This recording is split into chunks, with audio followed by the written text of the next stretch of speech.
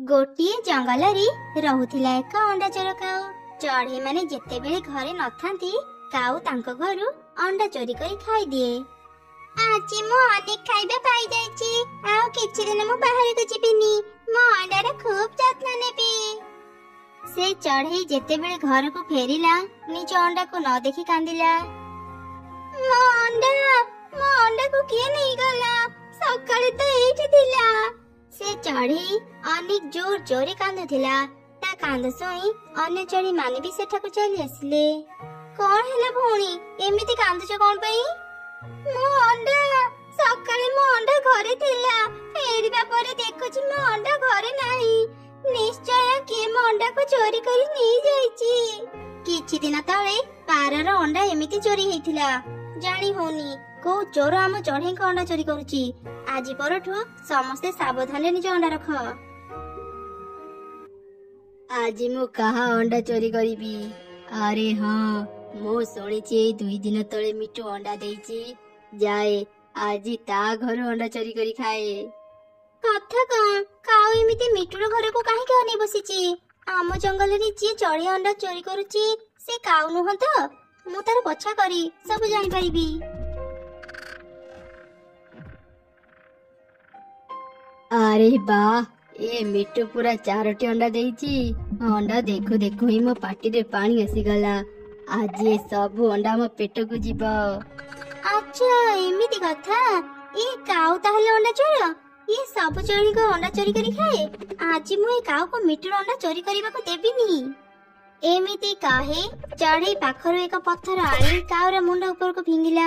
आ संगे संगे चोर चोर कही चित्कार कला। चढ़ईर पाटी सुनी समस्ते लाठी धरी सेठाକୁ आसिले। आ काऊ को अनेक पिटिले। काऊ माड़ खाई सेठारु चली गला। चढ़ई आज तो देखिले बोले मो अंडा बंची गला, तोते बहुत बहुत धन्यवाद चढ़ई। से अंडा चोर भी आज धरा पड़ी गला। आमे खूब शीघ्र ताकू ए जंगल रु बाहर करी देबो। बदमाश चढ़ई, आज तो पाई मु समस्त कोट माड़ खाइले, तते मु छाड़ीबिनी। ए जंगल रु बाहरिबा पूर्वरु मु तो अंडा नष्ट करिकि जिबी। एक मो घर रे एमिति अवस्था के करिछि? ए पोरटा तो काऊर, ता मानी से दुष्ट काऊ मो घर को आसीथिला। मु एक सुरक्षित जगह रे मो अंडा को लुचेई के रखिछि। काऊ जेते खोजिले भी मो अंडा पाइबनी। तापरे चढ़ई निज अंडा गुडी को देखिला। सेही समय रे पारा ताकू पानी आनिबा पई डाकिला। चढ़ई पुणी थरी निज अंडा को लुचेई पारा सांगरे पानी आनिबा को चली गला। काऊ चढ़ईर घर पछपटे लुचि सब घटना देखुथिला। से तुरंत चढ़ईर घर भीतर को गला। काहे की केचाणी मो मनरे जमा भले लागुनी। पारा भौणी तुमे पानी आनिबा को जाओ, मु आज पानी आनिबा को जिबिनी, मु घर को जाउची। पाई गली, मु चढ़ईर अंडा पाई गली। अच्छा चढ़ई ताहले घास लता देई ता अंडा घोड़ेक रखिथिला। मु केते बोका, चढ़ईर अंडा पाउ नथिली। हाँ तू बोका, चली जा मो घरु, नहले पिटी पिटी मु तो डेणा भांगी देबी। चाली तो जीबी, ता पूर्वरु चढ़ई तो अंडा नै कि जीबी। आज तो चित्कार केही जोनी पारिबेनी, सब चढ़ई पानी आनिबा को जाइचंती। ना मो अंडा रे किछि क्षति करनी, दे दे मो अंडा। ए चढ़ई तो अंडा नी कुआड जाउछु? रह, मते तो अंडा देई जा, नहले आज तो अंडा सह तू भी मरिबू। काऊ पाखरु निज अंडा को रक्षा करिबा पई मां चढ़ई बहुत जोर जोरे उडुथिला। उडु उडु से अनेक दूर को चली गला। हठात जोर जोरे पवन बहिला। वर्षा आरंभ हेई गला। मां चढ़ईटी निज घर को आउ फेरी पारिलानी। हठात मां चढ़ईटी एक गछ सह धक्का हेई तळे पड़ी गला। मो अंडा को केही रक्षा कर, मो अंडा।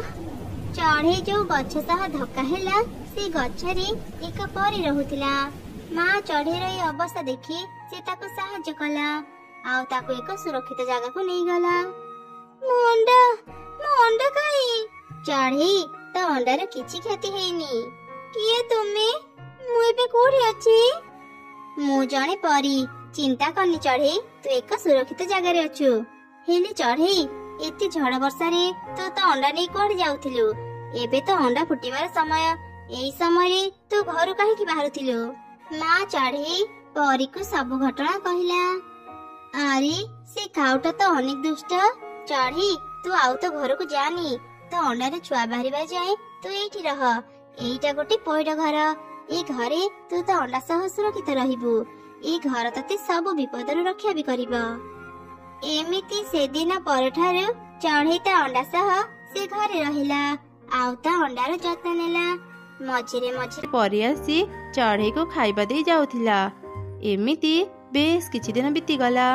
ଦିନେ ଚଢ଼େଇର ଅଣ୍ଡାରୁ ଛୋଟ ଛୋଟ 4ଟି ଛୁଆ ବାହାରିଲେ। ଅନେକ ଦିନ ପରେ ତ ପରିଶ୍ରମ ସଫଳ ହେଲା। ଚଢ଼େଇ ତ 4ଟି ଛୁଆ ଦେଖିବାକୁ ଅନେକ ସୁନ୍ଦର ହେଇଛନ୍ତି। ପରି ଏସବୁ ତୁମ ପାଇଁ ସମ୍ଭବ ହେଇଛି। ତୁମେ ସାହାଯ୍ୟ କରିନଥିଲେ ମୁଁ ମୋ ଅଣ୍ଡାକୁ ରକ୍ଷା କରିପାରିନଥାନ୍ତି। ମୁଁ ସବୁବେଳେ ଭଲ ଚଢ଼େଇଙ୍କୁ ସାହାଯ୍ୟ କରେ। ତୋ ପରି ଏକ ଭଲ ଚଢ଼େଇକୁ ସାହାଯ୍ୟ କରି ମୁଁ ଅନେକ ଖୁସି। ଏବେ ମୁଁ ଯାଉଛି। ଚଢ଼େଇ କେବେ କିଛି ଦରକାର ହେଲେ ମତେ ମନେ ପକେଇବୁ, ମୁଁ ନିଶ୍ଚୟ ଆସିବି। ଏମିତି କହି ପରି ସେଠାରୁ ଚାଲିଗଲା। ଦିନେ କାଉ ସେ ଜଙ୍ଗଲରେ ବୁଲୁଥିଲା। ବୁଲୁ ବୁଲୁ ସେ ସେଇ ପଇଡ ଘରକୁ ଦେଖିଲା। ଆଚ୍ଛା, ଏ ଚଢ଼େଇ ତା ଛୁଆଙ୍କୁ ଧରି ଏଇଠି ଲୁଚିଛି। ଅନେକ ଦିନରୁ ମୁଁ ଚଢ଼େଇ ଛୁଆ ମାଂସ ଖାଇନି। ମୁଁ ଆଜି ଚଢ଼େଇର ଏଇ 4 ଛୁଆଙ୍କୁ ଖାଇବି। ଏମିତି କହି କାଉ ଏକ କଟୁରୀ ନେଇ ସେ ପଇଡ ଘରକୁ କାଟିବା ଆରମ୍ଭ କଲା। ପଇଡ ଘରର କିଛି କ୍ଷତି ହେଲା ନାହିଁ। ଓଲଟା ସେ କଟୁରୀ ଆସି କାଉର ବେକରେ ବାଜିଲା। କାଉର ବେକ କଟିଗଲା। କାଉ ସଙ୍ଗେ ସଙ୍ଗେ ହିଁ ମରିଗଲା। ଏମିତି ସେ ଦୁଷ୍ଟ କାଉ ଶାସ୍ତି ପାଇଲା। ଚଢ଼େଇର ଆଉ କିଛି ଚିନ୍ତା ରହିଲାନି। ସେ ନିଶ୍ଚିନ୍ତରେ ତା ଛୁଆଙ୍କ ସହ ସେ ପଇଡ ଘରେ ରହିଲା। ପରି ଆସି ଚଢ଼େଇକୁ ଖାଇବା ଦେଇ ଯାଉଥିଲା। ଏମିତି ବେଶ କିଛି ଦିନ ବିତିଗଲା। ଦିନେ ଚଢ଼େଇର ଅଣ୍ଡାରୁ ଛୋଟ ଛୋଟ 4ଟି ଛୁଆ ବାହାରିଲେ। ଅନେକ ଦିନ ପରେ ତ ପରିଶ୍ରମ ସଫଳ ହେଲା। ଚଢ଼େଇ ତ 4ଟି ଛୁଆ ଦେଖିବାକୁ ଅନେକ ସୁନ୍ଦର ହେଇଛନ୍ତି। ପରି ଏସବୁ ତୁମ ପାଇଁ ସମ୍ଭବ ହେଇଛି। ତୁମେ ସାହାଯ୍ୟ କରିନଥିଲେ ମୁଁ ମୋ ଅଣ୍ଡାକୁ ରକ୍ଷା କରିପାରିନଥାନ୍ତି। ମୁଁ ସବୁବେଳେ ଭଲ ଚଢ଼େଇଙ୍କୁ ସାହାଯ୍ୟ କରେ। ତୋ ପରି ଏକ ଭଲ ଚଢ଼େଇକୁ ସାହାଯ୍ୟ କରି ମୁଁ ଅନେକ ଖୁସି। ଏବେ ମୁଁ ଯାଉଛି। ଚଢ଼େଇ କେବେ କିଛି ଦରକାର ହେଲେ ମତେ ମନେ ପକେଇବୁ, ମୁଁ ନିଶ୍ଚୟ ଆସିବି। ଏମିତି କହି ପରି ସେଠାରୁ ଚାଲିଗଲା।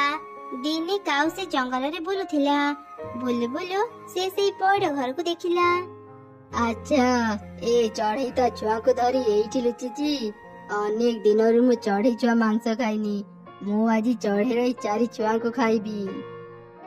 ଏମିତି କହି କାଉ ଏକ କଟୁରୀ ନେଇ ସେ ପଇଡ ଘରକୁ କାଟିବା ଆରମ୍ଭ କଲା। ପଇଡ ଘରର କିଛି କ୍ଷତି ହେଲା ନାହିଁ। ଓଲଟା ସେ କଟୁରୀ ଆସି କାଉର ବେକରେ ବାଜିଲା। କାଉର ବେକ କଟିଗଲା। କାଉ ସଙ୍ଗେ ସଙ୍ଗେ ହିଁ ମରିଗଲା। ଏମିତି ସେ ଦୁଷ୍ଟ କାଉ ଶାସ୍ତି ପାଇଲା। ଚଢ଼େଇର ଆଉ କିଛି ଚିନ୍ତା ରହିଲାନି। ସେ ନିଶ୍ଚିନ୍ତରେ ତା ଛୁଆଙ୍କ ସହ ସେ ପଇଡ ଘରେ ରହିଲା।